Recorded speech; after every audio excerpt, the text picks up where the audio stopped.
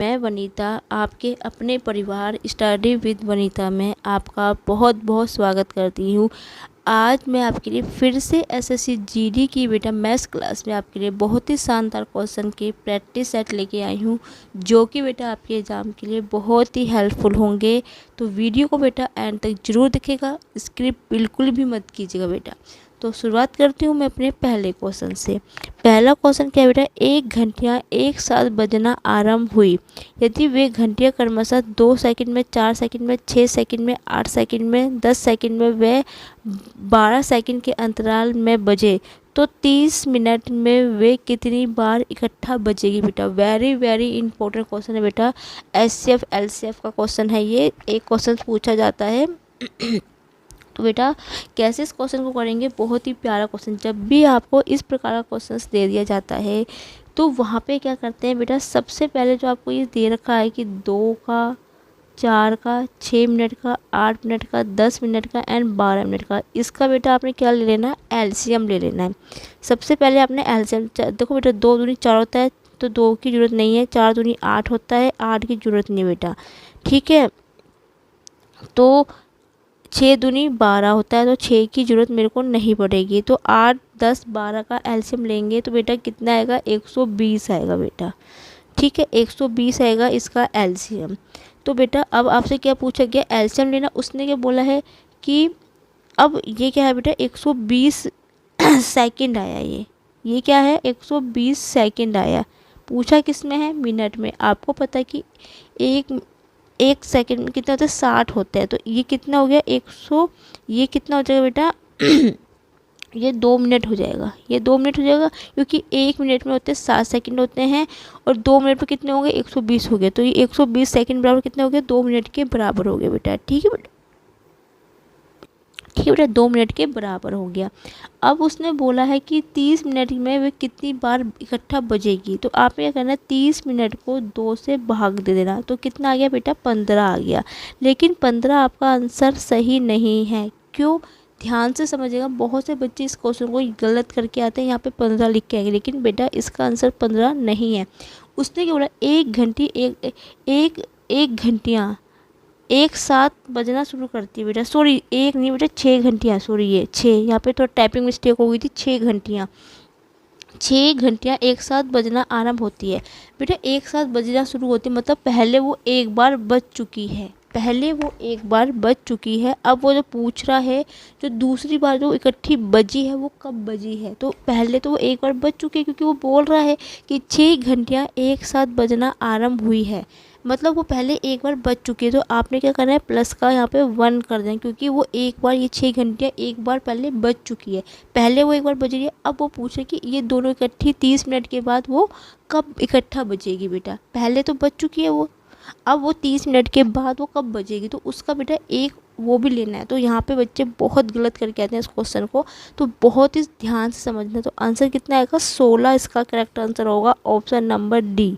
ना कि सी। इस टाइप के क्वेश्चन को बेटा ध्यान से जरूर समझना बेटा। बहुत से बच्चे 99% इस बच्चे क्वेश्चन इसको गलत करके आते हैं, आप भी वो गलती मत करना बेटा। किसी भी क्वेश्चन में कोई दिक्कत आएगी तो बच्चा कमेंट सेक्शन में मुझे बता देना बेटा। अब बढ़ते हैं अपने सेकंड क्वेश्चन की ओर।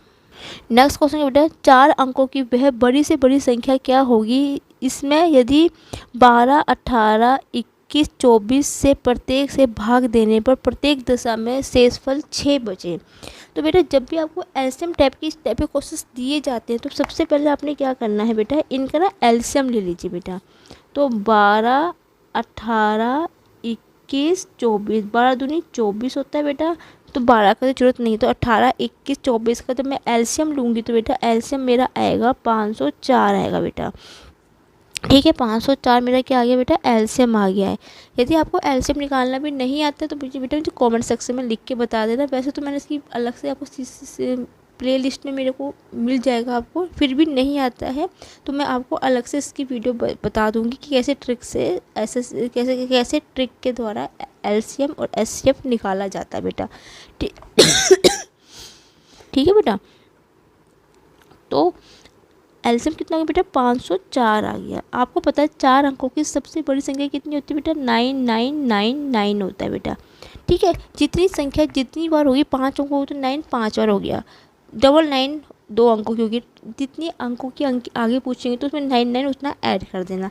फिर आपने क्या करना है बेटा, ये 4 अंकों की जो अंकों वाली संख्या उसको आपने भाग देना, जिसका आपने क्या लिया है एलसीएम लिया, 504 को इससे भाग कर देते बेटा। कितनी बार कटेगा ध्यान से समझ बेटा, ये इसको आप भाग दोगे तो कितनी बार जाएगा, 4 बार करके देखो, 4 तक 16, 4 पंजे 20, ये 2016 आएगा, ज़्यादा आ जाएगा, ये पहले एक बार ही जाएगा, 2 बार करके देखो 8 हो गया, 10 ज़्यादा आ रहा बेटा, तो ये सॉरी ये एक बार जाएगा, पहले एक बार जाएगा, 504 हो गया बेटा, ये 5 हो गया, ठीक है, ये 9 का 9 ऐसे रहेगा, 4 का 4 ऐसे हो जाएगा, 495 हो गई, नहीं जाएगा, ये यहाँ पे मैंने 9 उतार दिया। अब ये कितनी बार जाएगा 504 को मैं 8 बार चुकूँ 32 आएगा, 8 बजे 40 आएगा, नहीं 8 बार नहीं 9 बार करके देखती हूँ, अरे यहाँ पे कितना आएगा 9 बार कर देखो, 9 36 हो गया, 9 पंजे 45 हो गया, 10 बार करूँगी तो ज़्यादा आ जाएगा, तो 9 बार जाएगा, ये 9 बार कितना आ गया 45 36 आ जाएगा बेटा। तो ये इसको मैं इसमें से घटाऊंगी तो कितना आएगा बेटा, 6 4 3 आ जाएगा, 3 हो गया, और ये 3 हुआ, और ये बचेगा 2 हो गया, 2 हो गया, और ये 45 में 3 का 4 हो गया, 423 आ गया। जो शेषफल बचा बेटा वो 423 आ गया। इसको बेटा दशमलव में नहीं निकालना है, आपने दशमलव में नहीं निकालना है। यदि शेषफल आपका जिस संख्या से आप भाग दे रहे हैं उससे कम आ रहा है बेटा, तो आपने वो शेषफल लेना है। यदि इससे जैसे मान लो 500 से ऊपर आता तो आपको फिर भाग देना पड़ना है। तो जो शेषफल आपका आना चाहिए वो जिस संख्या से भाग देना उससे कम आना चाहिए, संख्या को पॉइंट में नहीं निकालना है। जो आपका शेषफल बचा है बेटा उसको आपने क्या करना है, ये जो 4 अंकों की सबसे बड़ी संख्या है उसमें से घटा देना है। तो 9999 में से जब बेटा आप 423 घटाओगे तो बेटा कितना बचेगा, ये आएगा 9576 आएगा बेटा, ठीक है 576 आएगा बेटा ठीक है बेटा 576 आएगा, लेकिन ये आंसर आपका सही नहीं है। अब उसने क्या बोला है बेटा कि प्रत्येक दशा में 6 बचना चाहिए। पहले क्या करना है बेटा, आपने एलसीएम लेना, फिर आपने 4 जितनी संख्या अंकों की संख्या आपसे उससे उसको भाग देना। जो शेषफल आएगा अंकों की जो संख्या है 3 है 4 जो भी है उससे आपने घटा देना है, और जो बचेगा जितना शेषफल बचता है उसमें वो आपने ऐड कर देना बेटा। तो 6 12 हो गया, हाथ से लगा 1 8 हो गया, 82 आ रहा है। तो 82 यहाँ पे कहाँ पे है, ये ऑप्शन नंबर ए में है। तो आगे मुझे करने की ज़रूरत भी नहीं पड़नी, क्योंकि मुझे 2 अंकों से पता लग जा रहा है कि मेरा आंसर कौन सा रहा, ऑप्शन नंबर ए बेटा। ठीक है बेटा, अब बढ़ते हैं अपने नेक्स्ट क्वेश्चन की ओर।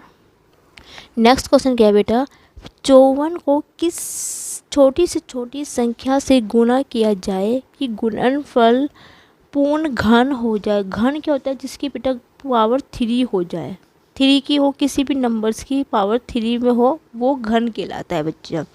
तो इसको कैसे हम करेंगे बेटा ध्यान से समझेंगे। तो आपने इसके क्या करना है, फैक्टर करने हैं बेटा। 54 के फैक्टर करोगे तो बेटा क्या आएगा, पहले 2 से करूँगी, 2 दूनी 4, 2 सत्ते 14, फिर 3 से करूँगी, 3 निम 27, 3 तिया 9, 3 एकम 3। देखो ये 2 3 की क्यूब बन रहा है, 2 का 1 बन रहा है। तो बेटा यहाँ पे देखो 3 की पावर 3 तो पूरी मेरे को घन बना रहा है, तो मुझे ये तो मेरा आंसर नहीं होगा। लेकिन 2 का मुझे घन बनाने के लिए 2 × 2 की गुणा करनी पड़ेगी, तब जाके ये 2 का क्यूब बनेगा, 2 का घन बनेगा। तो 2 × 2 4, तो 4 की कमी है, तो ऑप्शन नंबर सी इसका बिल्कुल करेक्ट आंसर होगा बेटा। इस टाइप के क्वेश्चन में आपने गुणनखंड करने हैं बेटा, उनके जिस संख्या के पूरा घन बन रहा है उसको आपने नहीं लेना, जिस संख्या का घन नहीं बन रहा है उस पर जितनी की कमी हो रही करोगे बेटा वही आपका आंसर। क्योंकि छोटी से छोटी संख्या गुणा किया जाए कि गुणनफल पूर्ण घन बन जाए। यदि मैं 4 की गुणा करूँगी इसमें तो ये मेरा पूर्ण घन बन जाएगा बेटा। ठीक है बेटा, अब बढ़ते हैं अपने नेक्स्ट क्वेश्चन की ओर। नेक्स्ट बेटा इसी टाइप का एक और क्वेश्चन लेके आई हूँ बेटा, बहुत ही प्यारा, वेरी वेरी इंपॉर्टेंट क्वेश्चन है, ध्यान से समझना बेटा। अदर बच्चे तो क्वेश्चन को देख के ही घबरा जाते हैं कि पॉइंट वाली संख्या आ गई तो कैसे इसको सोल्व करेंगे। वह छोटी से छोटी संख्या क्या है जिसकी 0.0125 से गुणा कर देने पर प्राप्त गुणनफल पूर्ण घन हो जाए। बेटा देखो बेटा पॉइंट में है तो घबराने वाली इस पर कोई बात नहीं है बेटा। तो क्या है 0.0125 बेटा, आपको पता है पॉइंट हटाऊँ तो नीचे उतने ही जीरो लग जाती है, 1 2 3 4 है बेटा, 4। आपको पता है 125 किसका स्क्वायर होता है बेटा, 25 का स्क्वायर होता है ना बेटा। 25 का स्क्वायर होता है कि नहीं होता बच्चा, आप मुझे एक चीज़ बताइए। 25 का स्क्वायर होता है, 25 का स्क्वायर करोगे तो 625 होता है, सॉरी 625 होता है। 5 का क्यूब होता है, हाँ नहीं सॉरी बेटा, थोड़ी गलती हो रही कहीं पे, 5 का क्यूब होता है, सही, हाँ सही है, गलती हो गई थी मेरे से। जो 125 होता है वो 5 का क्यूब होता है, 5 गुना 5 गुना 5 होता है बेटा, 5 5 25 5 25 125 होता है बेटा। ठीक है, 1000 को मैं क्या लिख सकती हूँ बेटा, इसको मैं लिख सकती हूँ 10 गुना 10, 10 गुना 100, 100 गुना 10 हो गया बेटा। यहाँ पे 4 0, 10,000 गुना 4 10, 10 गुना 100, 100 गुना 100 को 10 से करूँगी 1000, 1000 ही गुना 10 से करूँगी तो 10,000 हो जाएगा बेटा। ठीक है, यहाँ पे एक जीरो नहीं लिख पाई थी मैं यहाँ पे। ठीक है, ध्यान से समझेंगे क्वेश्चन को, क्योंकि घन क्यूब की बात है, यहाँ पे ऊपर 5 का क्यूब पूरा हो रहा है बेटा, तो यहाँ पे 5 की तो मुझे पूरा है, तो यहाँ पे मुझे अब जरूरत नहीं पड़ेगी। यहाँ पे 5 की घात कितनी है, 4 है, लेकिन मुझे घन बनाना है तो 10 की घात 3 है, लेकिन तो यहाँ पे 10 है, यहाँ पे ये मेरा एक एक्स्ट्रा चल रहा है बेटा। तो कितनी है, 2 10 की कमी है, तो 10 गुना 10 कितना होगा, 100। तो ऑप्शन नंबर ए इसका बिल्कुल करेक्ट आंसर होगा बेटा। ठीक है बेटा, समझ में, उम्मीद है सबको समझ में आया होगा ये क्वेश्चन। ठीक है बेटा, कुछ नहीं किया, पॉइंट हटाएगा, नीचे 4 जीरो होगी। 25 होता है, 5 का क्यूब होता है, 5 का क्यूब होता है, घन की बात की है तो यहाँ पे 5 का क्यूब तो पूरा है बेटा। ये 10,000 है, 10,000 को पता है 10 की घात 4 होती है, मतलब 10 गुना 10 गुना 10 गुना 4, कैसे 10 की गुना 10 में करोगे 100 होगा बेटा, 100 की गुना 10 में करोगे तो 1000 होगा, 1000 की गुना तो 10 में करोगे तो कितना आएगा, 10,000 आ जाएगा। क्योंकि क्यूब की है तो 10 की घात क्यूब है, यहाँ पे 2 की कमी पड़ रही है, 10 की घात 10 गुना 10 की कमी पड़ रही है, मतलब 100 की और कमी पड़ रही है, तो 10 गुना 10 100 इसका करेक्ट आंसर होगा, ऑप्शन नंबर ए बेटा। ठीक है बेटा, तो इसको पॉइंट में बिल्कुल भी मत करना बेटा, ये मत सोचना कि भिन्न में है हर में है तो आपको भाग करना पड़ेगा। ये तब आता है तो यदि मुझे ऊपर किसी संख्या से ज़रूरत पड़ती तब मुझे भाग देना पड़ता, लेकिन ऊपर मेरा पूरा ही क्यूब घन बन जा रहा है तो मुझे यहाँ पे ज़रूरत नहीं पड़ेगी। तो बेटा बहुत ही वेरी वेरी इंपॉर्टेंट क्वेश्चन था ये। कोई दिक्कत होगी किसी भी प्रकार से, किसी भी क्वेश्चन में कोई दिक्कत आ रही होगी तो बेटा मुझे कॉमेंट सेक्शन में लिख के बेटा बता देना। अब बढ़ते हैं अपने नेक्स्ट क्वेश्चन की ओर। नेक्स्ट क्वेश्चन बेटा क्या है, 12 16 18 संख्याओं का चौथा समानुपातिक क्या होगा बेटा, फोर्थ प्रोपोर्शन आपसे पूछा गया है। तो बेटा इसका तरीका क्या होता है, देखो इसके तरीका होता है, ये बाहर वाले पदों का गुणनफल बराबर होता है अंदर वाले पदों के गुणनफल के, या होता है पहला पद बेटा दूसरा पद बेटा बराबर होता है तीसरा पद बेटा चौथा पद। तो बेटा मुझे ये वाला मेथड ठीक लगता है, पहला पद बटा दूसरा पद। इसको हम कह सकते हैं 12 अनुपाते 16 समानुपाते 18 अनुपाते एक्स, क्योंकि जो चौथा निकालना है मैंने उसको एक्स मान लिया बेटा। ये आपको अनुपात समानुपात वाले चैप्टर से है बेटा। ठीक है, तो इसको पहला पद बटा दूसरा पद बराबर होता है तीसरा पद बटा चौथा पद। काटेंगे, 6 दूनी 12, 6 तिया 18, 2 अट्ठे 16, 8 तिया 24। तो ऑप्शन नंबर डी इसका बिल्कुल करेक्ट आंसर होगा बेटा। ठीक है बेटा, अब बढ़ते हैं अपने नेक्स्ट क्वेश्चन की ओर। नेक्स्ट क्वेश्चन क्या बेटा, यदि आयत की लंबाई व चौड़ाई में क्रमशः 20% वह 25% घटा बेटा 25% घटा वह बढ़ा दी जाए तो क्षेत्रफल पर क्या प्रभाव पड़ेगा। जब भी बेटा इस प्रकार क्वेश्चन दे रखा हो कि कोई भी वैल्यू बढ़ा और घटा दी जाए तो वहाँ पे हमेशा सक्सीड मेथड फॉर्मूला लगाते हैं। ठीक है, तो सक्सीड मेथड क्या होता है बेटा, x plus y plus minus का एक्स वाई बटा 100 बेटा। देखो बेटा बढ़ा दी जाए तो प्लस आएगा, घटा दी जाए तो माइनस आएगा। ठीक है बेटा, तो वैल्यू क्या है, क्योंकि यहाँ पे पहले बोला है कि क्रमशः घटा गई तो माइनस का 20 आएगा, बढ़ा दी जाए तो प्लस आएगा 25, प्लस माइनस माइनस हो जाएगा 20 गुना 25 बटा 100 बेटा। ठीक है बेटा, तो इसका क्या होगा 25 चौके 100 होगा, 4 पंजे 20 होगा, 20 में से 25 होगा, ये प्लस का ये माइनस, प्लस का 5 आएगा, माइनस का 5 आएगा, तो 0 हो जाएगा। 0 का मतलब क्या होता है कि उसमें कोई भी प्रभाव नहीं पड़ेगा। तो ऑप्शन नंबर सी इसका बिल्कुल करेक्ट आंसर है बेटा। क्वेश्चन क्या है बेटा, किसी परिवार के 6 पुत्रों का औसत आयु 8 वर्ष है। पुत्रों और उनकी माता का पिता को मिलाकर उनकी औसत आयु कितनी बेटा, 22 वर्ष है। यदि पिता और उनकी माता से 8 वर्ष बड़ा है तो माता की आयु क्या होगी बेटा। वेरी वेरी इंपॉर्टेंट क्वेश्चन है, ध्यान से समझेगा बेटा। मैं क्या करती हूँ, यहाँ पे जो मदर की आयु में x मान लेती हूँ। यदि मैं मदर की वैल्यू x मान रही हूँ, उन्होंने बोला कि पिता की आयु उनसे 8 वर्ष अधिक है, तो फादर की आयु कितनी हो जाएगी बेटा, x + 8 हो जाएगी। ठीक है बेटा।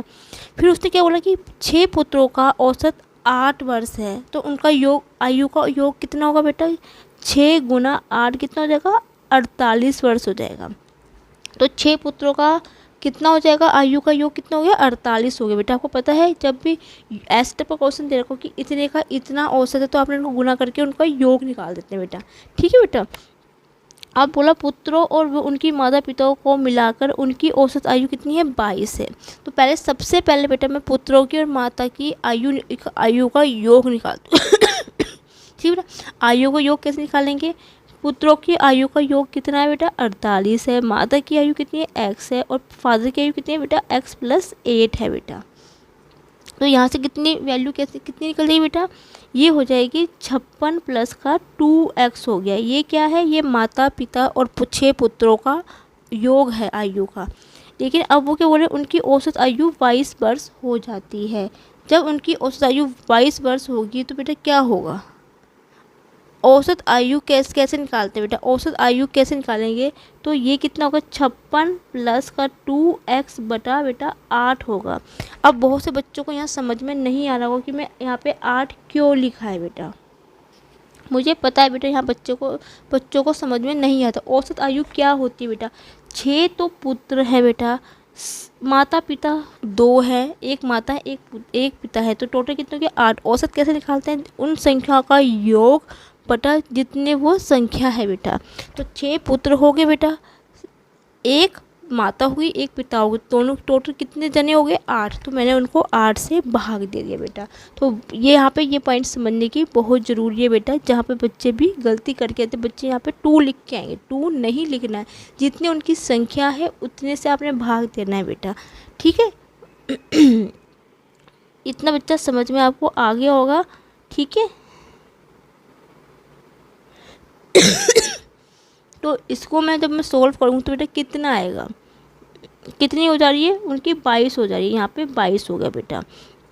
तो यहाँ की गुना करूँगी, 8 दूनी 16, 17, 176 बराबर हो गया 56x प्लस का 2x। तो 2x ऐसे रहेगा बेटा, ये यहाँ पे माइनस में चल जाएगा। तो 0 का 0 हो गया बेटा, 15 से हो गए, कितना बचेगा बेटा, ये होगा 120 बचेगा। ठीक है, 120 बचा। ये कितने कटेगा, x से कितना कटेगा, 60 आ गया बेटा। तो x की वैल्यू कितनी आ गई, 60 आ गई बेटा। तो इसका करेक्ट आंसर कितना होगा, 60 वर्ष होगा। 60 कहीं लिखा नहीं है, तो इसका ऑप्शन ई होगा, 60 वर्ष।